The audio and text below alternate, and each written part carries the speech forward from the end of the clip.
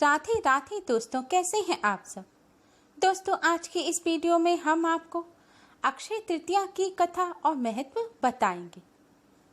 दोस्तों, वैशाख मास की शुक्ल पक्ष की तृतीया तिथि को अक्षय तृतीया का पर्व मनाया जाता है। आम बोलचाल की भाषा में इसे अखा तीज के नाम से भी जाना जाता है। अक्षय का अर्थ होता है जो कभी खत्म ना हो, और इसलिए ऐसा कहा जाता है कि अक्षय तृतीया वह तिथि है जिसमें सौभाग्य और शुभ फल का कभी क्षय नहीं होता। इस दिन होने वाले कार्य मनुष्य के जीवन को कभी ना खत्म होने वाले शुभ फल प्रदान करते हैं।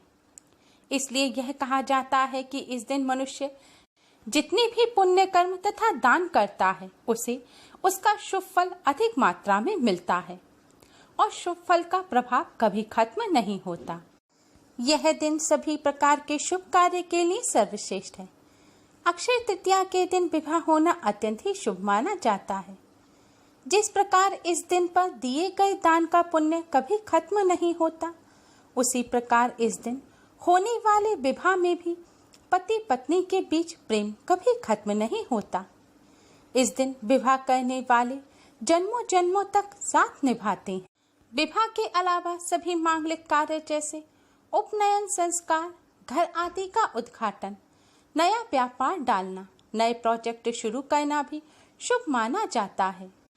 इस दिन व्यापार आदि शुरू करने से मनुष्य को हमेशा तरक्की मिलती है तथा उसके भाग्य में दिनों दिन शुभ फल की बढ़ोतरी होती है। इस दिन भगवान विष्णु तथा लक्ष्मी माँ की पूजा करने का महत्व है।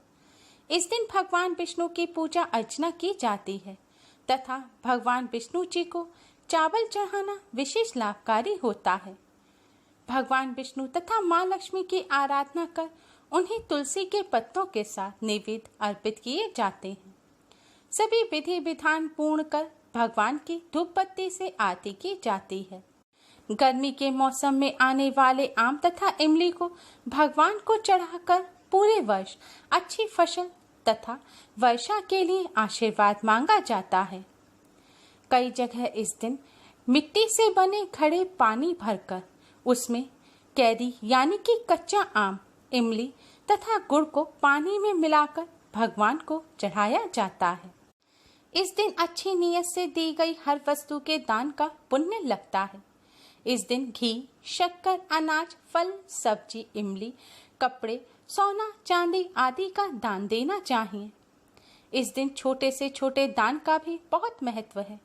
फिर भी पानी भरकर मटके का दान करना बहुत ही शुभ माना जाता है। इसके अलावा गर्मी दूर करने वाली चीजें जैसे कि मौसमी फल, सत्तू, पंखा इत्यादि का दान करना भी बहुत ही शुभ माना जाता है। अक्षय तृतीया की कथा सुनने तथा विधि से पूजा करने से बहुत लाभ होता है। पुराणों में इस कथा का विशेष महत्व बताया गया है। धार्मिक मान्यताओं के अनुसार आज के दिन अक्षय तृतीया की कथा सुनने मात्र से ही सभी प्रकार के सुख, संपत्ति, धन, यश, वैभव की प्राप्ति होती है।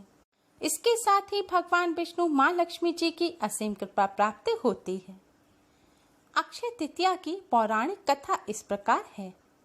कथा के अनुसार एक सदाचारी ब्राह्मण थे धर्मदास। धर्मदास अपने परिवार के साथ एक छोटे से गांव में रहता था। वह बहुत ही गरीब था। वह हमेशा अपने परिवार के भरण पोषण के लिए चिंतित रहता था। उसके परिवार में कई सदस्य थे। धर्मदास बहुत धार्मिक प्रवृत्ति का व्यक्ति था। एक बार उसने अक्षय तृतीया का व्रत करने का सोचा।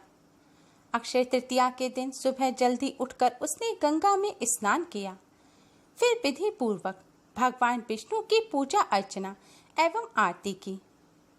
इस दिन अपने सामर्थ्य के अनुसार जल से भरे घड़े, पंखे, जौ, सत्तू, चावल, नमक, गेहूं, गुड़, घी, दही, सोना तथा वस्त्र आदि वस्तुएं भगवान के चरणों में रखकर ब्राह्मणों को अर्पित की। यह सब दान देखकर धर्मदास के परिवार वाले तथा उसकी पत्नी ने उसे रोकने की कोशिश की। उन्होंने कहा कि अगर धर्मदास इतना सब कुछ दान में दे देगा तो उसके परिवार का पालन पोषण कैसे होगा।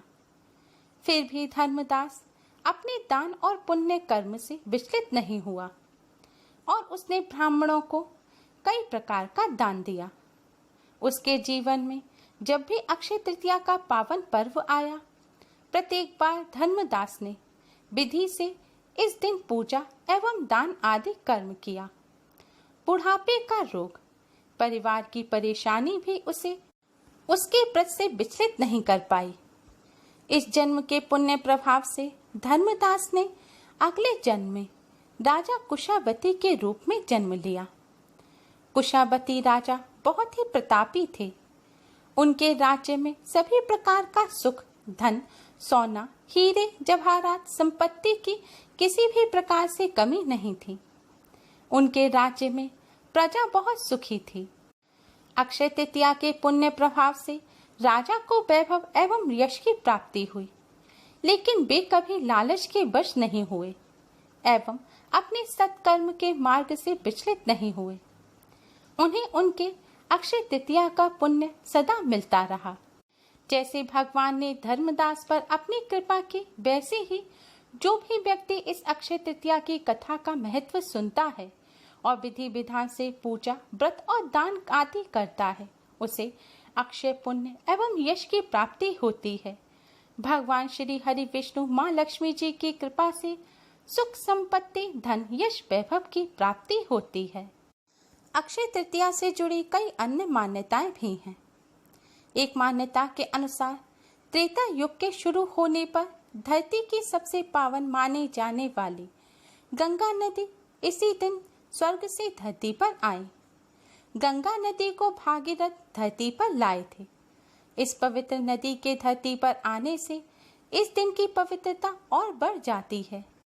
इस दिन पवित्र गंगा नदी में डुबकी लगाने से मनुष्य के पाप नष्ट हो जाते हैं। यह दिन रसोई एवं भोजन की देवी माँ अन्नपूर्णा का जन्मदिन भी माना जाता है। अक्षय तृतीया के दिन माँ अन्नपूर्णा का भी पूजन किया जाता है और माँ से भंडारे भरपूर रखने का वरदान मांगा जाता है।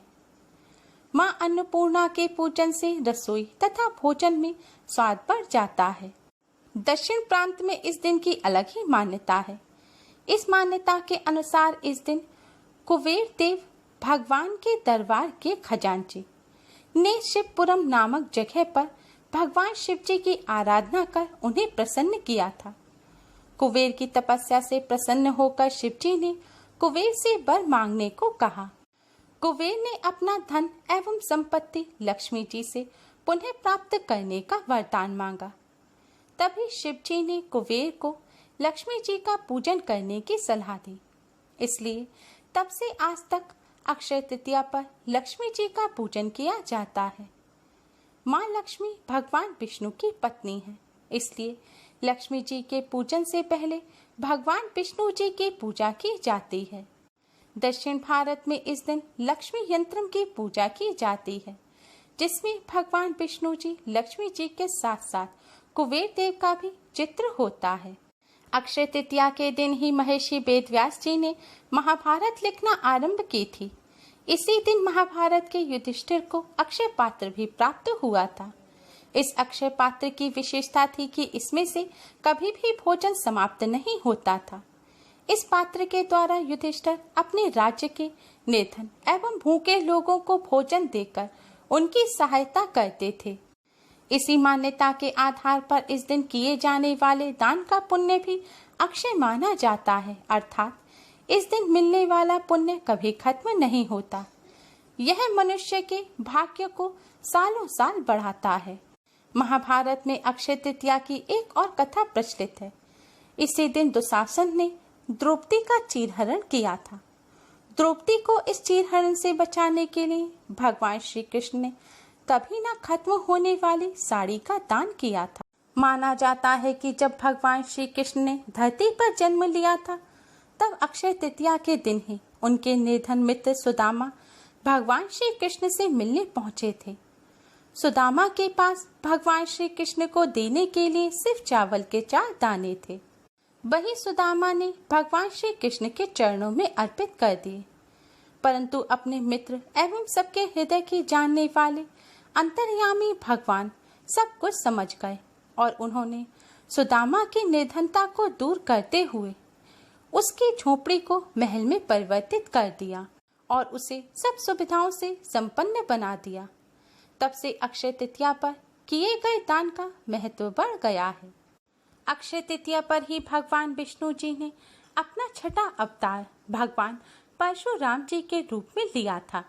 इसलिए अक्षय तृतीया को भगवान परशुराम जी के जन्मोत्सव के रूप में भी मनाया जाता है। आज के दिन भगवान परशुराम जी का पूजन भी विशेष रूप से किया जाता है। उम्मीद है आपको हमारी ये वीडियो पसंद आई होगी। प्लीज लाइक करें, हमारी इस वीडियो को अपने फ्रेंड्स और रिश्तेदारों में ज़्यादा से ज़्यादा शेयर करें, जिससे वह भी इसका लाभ उठा सकें। हमारी और भी वीडियोस के लिए हमारे चैनल को सब्सक्राइब करना ना भूलें। Thanks for watching. Radhe Radhe. घर पर रहिए, सुरक्षित रहिए और हमसे जुड़े रहिए।